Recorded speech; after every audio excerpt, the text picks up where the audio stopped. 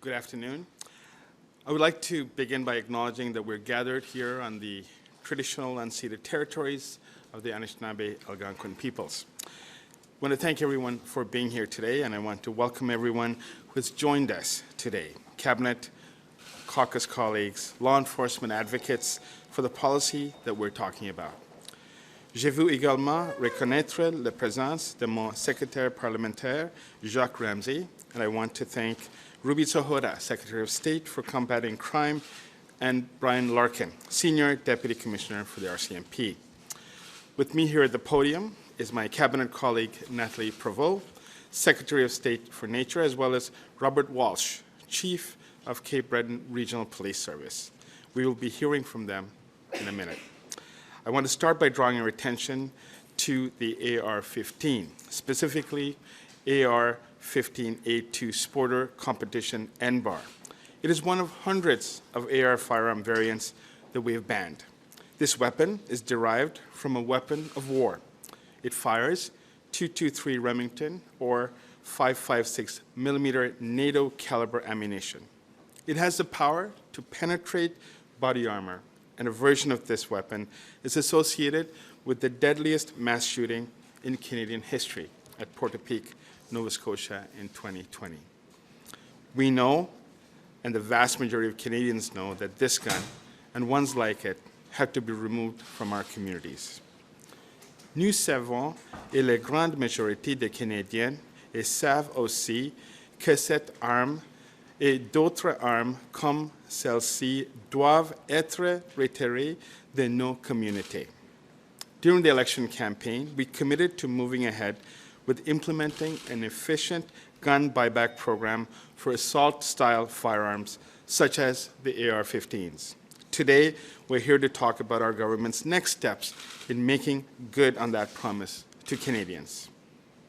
The Assault-Style Firearms Compensation Program provides a way for firearm owners to safely dispose of and or deactivate their assault-style firearm and receive compensation in return. This program is voluntary. Nobody is having their weapon confiscated. People who use rifles to hunt can still hunt. If you want to purchase a hunting rifle, there are 19,000 legal options available in the Canadian market. An AR-15 is not one of those options, nor should it be one of those options. The program has been running for a while now. The first round of buybacks for businesses closed the end of April of this year. Through that program, over 12,000 firearms were claimed and destroyed, with over $22 million in compensation given to businesses. Now we're moving to the next phase, the opening of the program to individual owners. We're starting with a pilot in Cape Breton, Nova Scotia, and I want to acknowledge the two MPs we have here from Cape Breton, Mike Calloway and Jaime Batiste. The goal here is to use the pilot to test the online portal and firearms collection process in collaboration with the Cape Breton Regional Police Service. We will also test the destruction of firearms with our external service provider, as well as our compensation payments to participants. Support from a dedicated call center will be available to all participants in both official languages. The application and key information will also be available in 7 Indigenous languages: Mohawk, Anishinaabe, Inuktitut, Cree, Algonquin, Dene, and Mi'kmaq. We want to be sure everything is working properly before we open the program nationwide later in the fall. For the pilot to be successful, we need strong partners, and we have one in Cape Breton Regional Police Service, and I want to invite Chief Walsh to say a few words. Chief. Good afternoon, Minister Anandasangaree, Secretary of State Provost, Deputy Commissioner Larkin, Cape Breton Members of Parliament Mike Calloway and Jaime Batiste, other parliamentarians and members of the media. Thank you for the opportunity to speak with you today.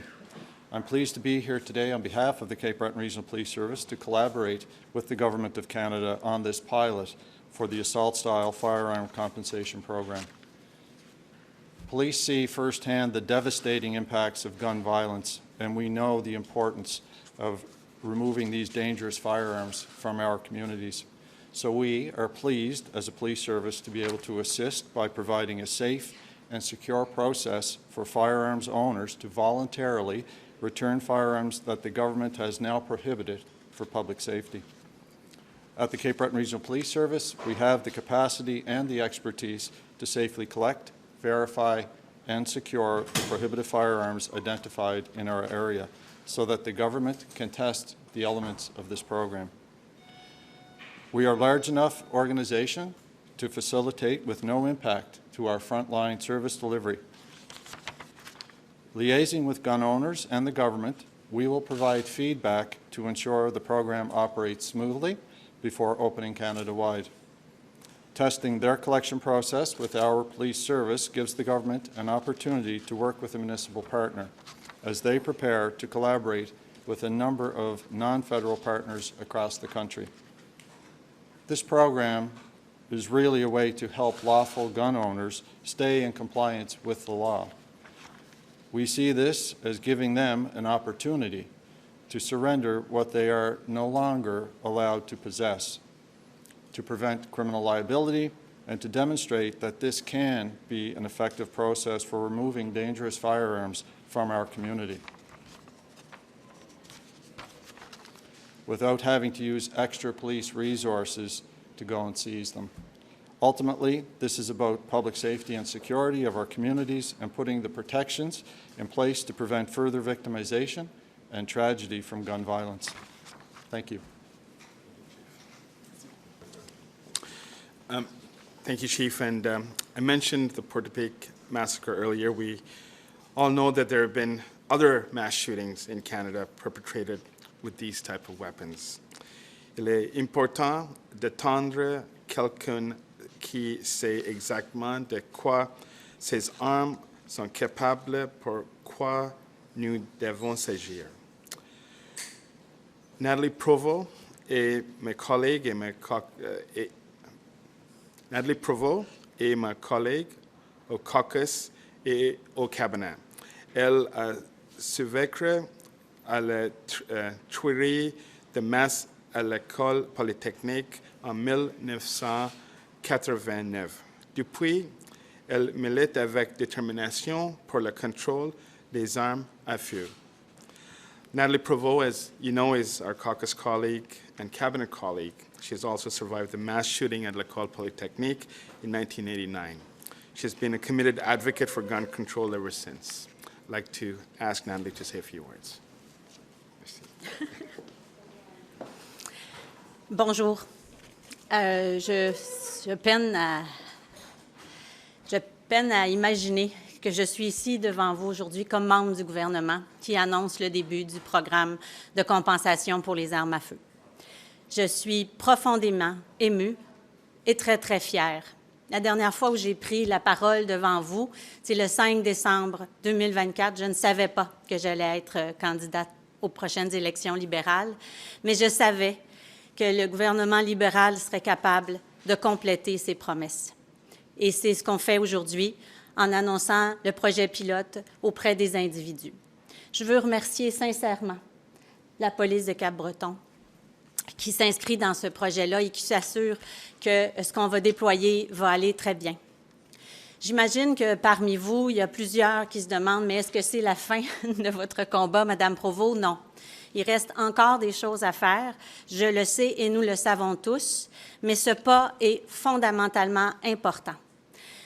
En 1990, les étudiants de Polytechnique, les professeurs de Polytechnique, la société civile, les gens qui étaient touchés par le drame de Polytechnique ont déposé la plus grande pétition manuelle, parce qu'aujourd'hui c'est plus facile, la plus grande pétition manuelle jamais déposée qui demandait l'interdiction des armes de style d'assaut.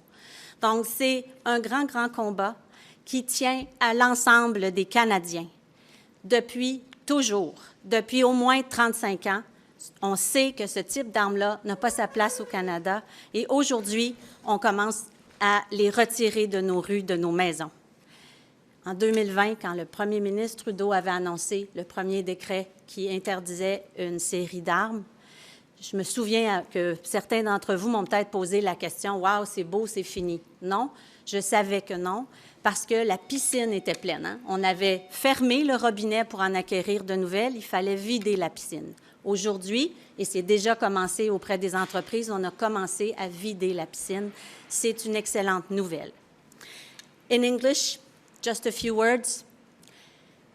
I'm very proud to be part of the government who began this program. The last time I was in front of you, on December 5th, I knew that the Liberals were able to complete it, and I'm very proud to be part of it.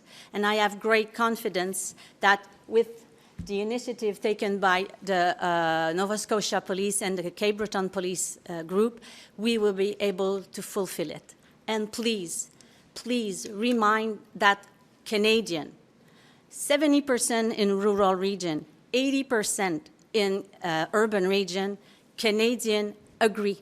They see like us. Students in 1990 with the society tabled a petition to say that they were for the ban of assault-style weapon. Today, in 2025, we are still going on and we will complete it. Thank you. Thank you. Merci Nathalie pour votre leadership et votre collaboration. It will take more than this program to eliminate gun crime from our streets and communities. And we are committed to doing whatever is necessary to make our communities safer. You cannot be serious about being tough on crime if you're not willing to be tough on guns. This program is part of that solution. We know that, Canadians know that, and Canadians support us on this. Happy to take your questions. You don't seem to have confidence in this program. Why not? And is it appropriate to stay on as Public Safety Minister? I have absolute confidence in this program. As you can tell, I have brought forward, I'm making this announcement today in collaboration with my colleagues as well as Cape Breton Police. If you could go back. You said you're doing it because the Prime Minister... Saying something that I will do differently is not saying that I don't have confidence in the program. What I suggested was, in order to do it differently, there's a lot of frustration amongst Canadians, amongst those who've been impacted, that this has taken far too long. So in terms of the process itself, we brought in the initial order in council in 2020, as you recall. There's another one in 2024 and another one March of this year. So my preference, and I will say this publicly, is that I would have preferred to have this done sooner. But I have absolute confidence in this program, and that's why I'm here implementing it. Why did you say it was about Quebec? Why did you say moving forward it was about Quebec? And that Quebec's different than the rest of Canada. The Quebecers have been impacted by gun violence, by mass casualty events over a number of decades. My colleague here, who was in fact the coroner at the Dawson school shooting, we have another colleague who was impacted. She spoke about her experience at L'École Polytechnique. We know about the Quebec City mosque shooting. So this is a very live and real issue for Quebecers. It is also an issue for all Canadians, and that's why it is important that we're moving forward with the implementation of this program. You said on the recording that you did not think that local police had the resources to enforce this. Why don't you think that? And what's the point of moving forward with it if you don't think it can be enforced? Well, the context of that conversation, of course, it was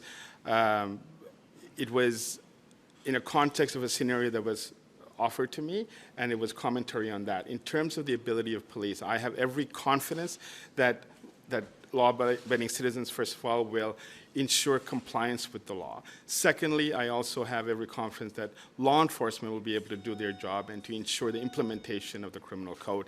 Canada is a rule of law country, so if it is in the criminal code, it is imperative that police of jurisdiction are able to implement that law. I want to maybe ask Deputy Commissioner Larkin and Chief to be able to comment on this. If you were saying that you have some funding, Madame Provost, please. Madame Provost, merci.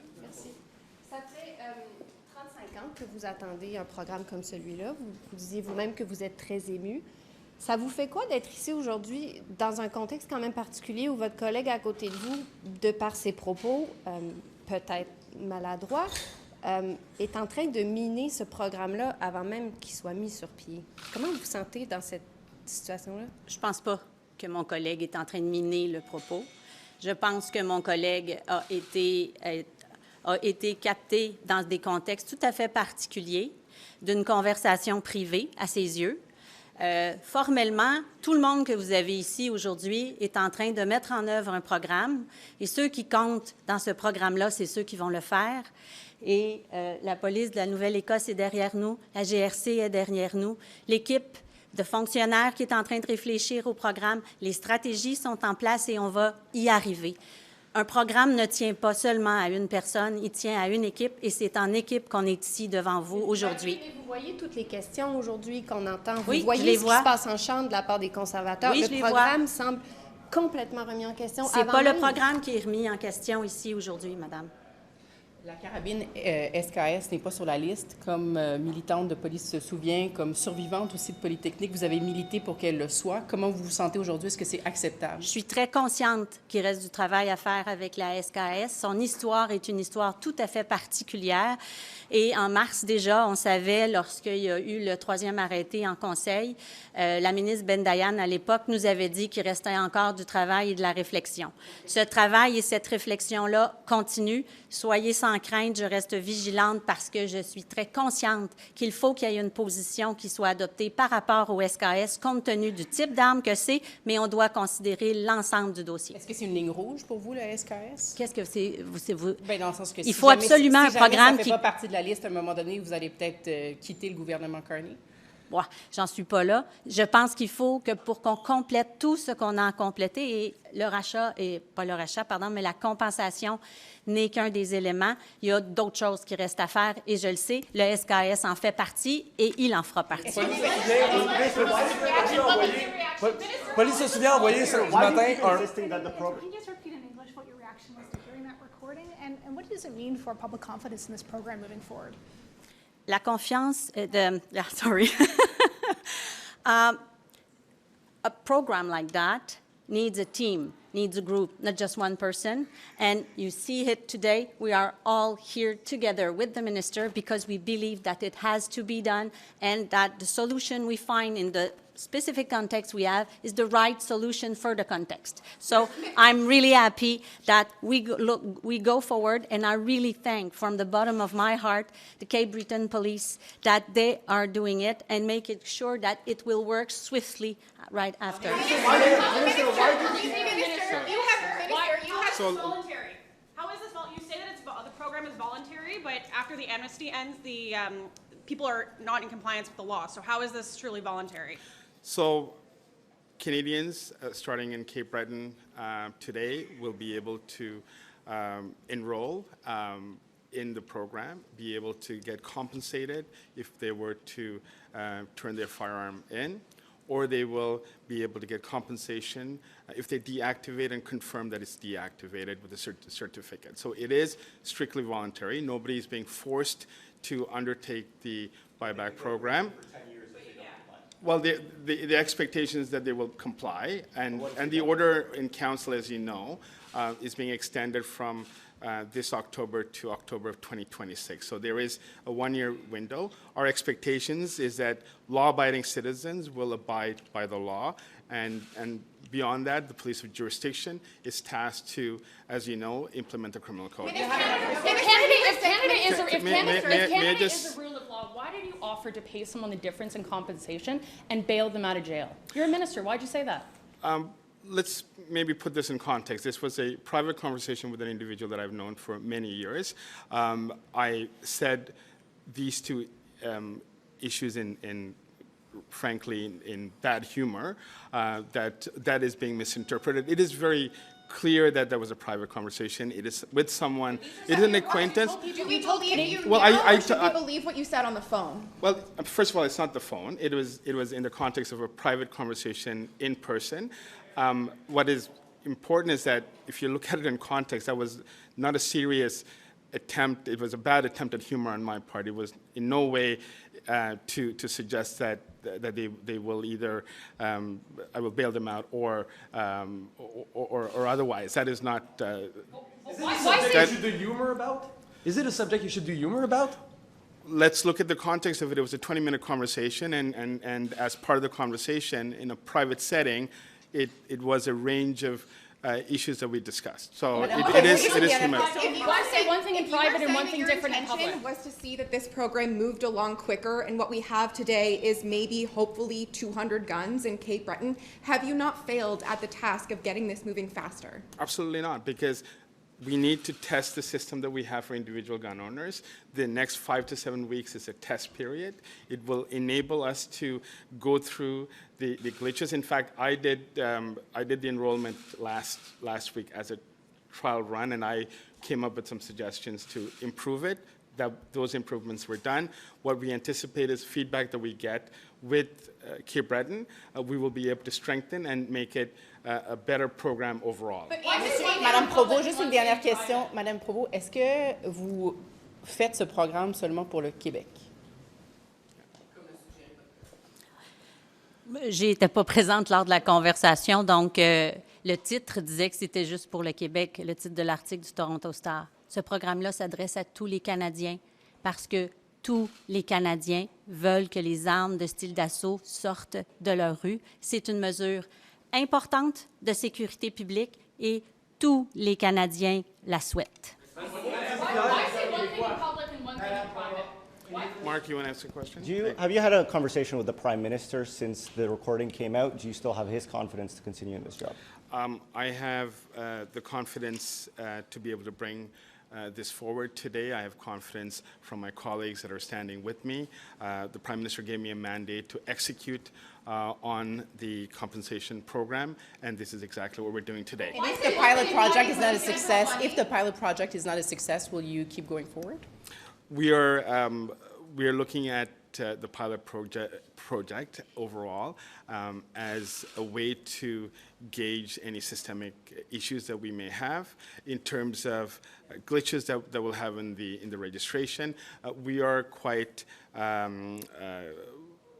we are resolved and confident that the program will go forward. Gun owners who are saying they're not getting enough money for their guns, and that might be a deterrent for them to hand back their guns. Well, ultimately, these are not brand new guns. So we have worked with many organizations to come up with a fair assessment of the value of the gun that is being turned in, and that is the compensation that will be going forward to the individual who applies for the compensation. Yes, how much in total are mass shootings? Why haven't you banned it? And thank you for the question, and I think Nathalie answered in part. And look, we understand the concerns over the SKS. We will continue advancing the work with experts on the weapons classification, and that is taking place as we speak. This includes consultations, particularly with Section 35 rights holders, many Indigenous communities where for their livelihood, as part of their way of life, hunting is very much central to their way of life. So it is important that we respect those traditions, and as we have considerations around the SKS, we ensure adequate and appropriate consultations with Indigenous people. If you go over the $742 million budget, how much are you willing to spend on this program to collect all these guns? Well, the mandate we have right now is the funds that were available through previous budgets. So just to note that not a single dollar is coming from the current budget cycle. The last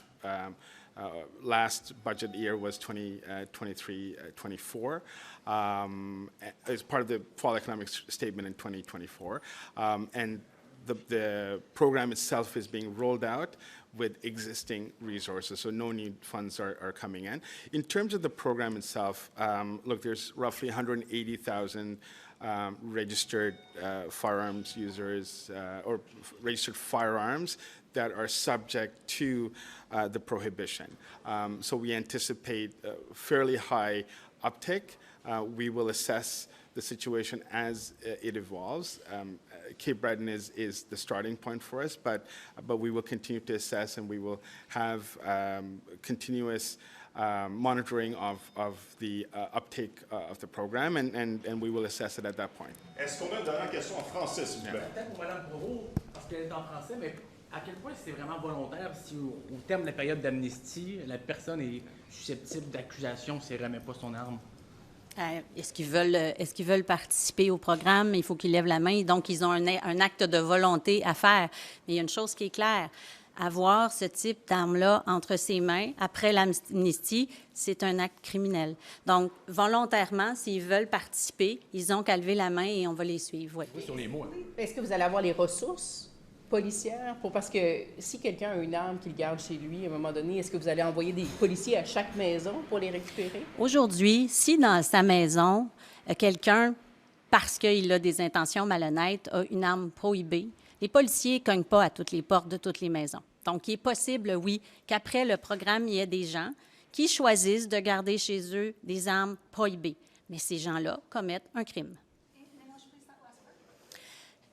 Right now, in Canada, there's some people with bad intentions who have in their house prohibited or non-restricted or restricted weapons without fair licensing.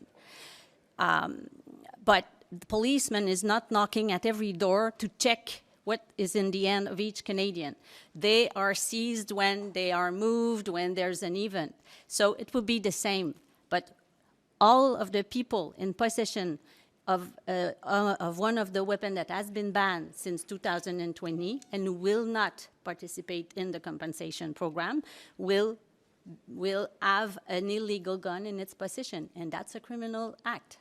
All right, thank you very much, everyone.